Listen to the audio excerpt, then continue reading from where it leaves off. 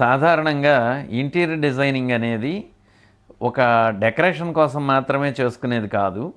మనసు ప్లెజెంట్‌గా ఉండాలన్నా, హెల్తీగా ఉండాలన్నా, దానికోసం మనం లోపల అట్మాస్ఫియర్ మన ఉండే వాతావరణం అంతా కూడా ప్లెజెంట్‌గా క్రియేట్ చేసుకోవడం ద్వారా మన ఆలోచనలు చాలా అద్భుతంగా పనిచేసి, మంచి ఆలోచనలతో మనం చేసే ప్రతి పనిలోనూ ఎఫెక్టివ్ రిజల్ట్స్ తీసుకోవటానికి కోసం ఉపయోగపడుతుంది.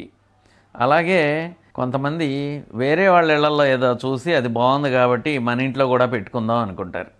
జనరల్గా మన ఇంటి కండిషన్స్ వేరు, మన వాతావరణం వేరు, మనకున్న ఆలోచనలు వేరు. మనం వాటికి అనుగుణంగా ఒక్కొక్కటి ఒక్కొక్క రకమైనది తీసుకొచ్చి పెడితే అవన్నీ క్లబ్ చేసినప్పుడు అసలు ఆ డిజైన్ అనేది మనం ఎంత మంచి ఆర్టికల్స్ తీసుకొచ్చినా కూడా అందంగా రాదు. సో మన పరిస్థితులు, మన అవసరాలు, మన ఆలోచనలకు తగ్గట్టుగా డిజైనింగ్ కాన్సెప్ట్ ఉంటే బాగుంటుంది. మనం చాలా రిక్రియేషనల్ ప్లేసుల్లో అక్కడ చూస్తుంటాం. చూసేటువంటి హడావుడి ఆ ఒక్కసారికి వా అనిపించేటట్టు ఉంటుంది. అదే ఎక్కువసార్లు చూడాలంటే అది కొంచెం మొహం కొట్టినట్టు ఉంటుంది, ప్లెజెంట్నెస్ పోతుంది. కొంతమంది ఏం చేస్తున్నారంటే ఆ రిక్రియేషన్ ప్లేసుల్లో వచ్చేటువంటి ఎఫెక్టివ్ ఐటమ్స్ తీసుకొచ్చి ఇంట్లో ప్లెజెంట్నెస్ ఉండాల్సిన చోట తీసుకొచ్చి ఉపయోగించడం వల్ల కూడా ఆ ఇంటీరియర్ డిజైనింగ్ అనేది డిస్టర్బ్ అవుతుంది. మనం ఇంట్లో ఎప్పుడైనా ఇంటీరియర్ డిజైనింగ్ చేసుకున్నప్పుడు అది ఎన్ని సంవత్సరాలు చూసినా చూడబుద్ధి అవుతూ ఉండాలి, ఎప్పటికీ కూడా ప్లెజెంట్గానే ఉండాలి.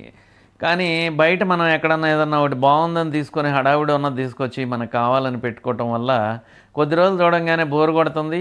అది దానివల్ల మనకి ఎక్కువ సార్లు చూడబుద్ధి కూడా అవ్వదు, తీసే బుద్ధి కూడా వేస్తుంది. దానివల్ల డబ్బులు వేస్టు, శ్రమ. సో ఇంటీరియర్ డిజైనింగ్ అనేది ప్లెజెంట్నెస్కి ఎక్కువ ఇంపార్టెంట్.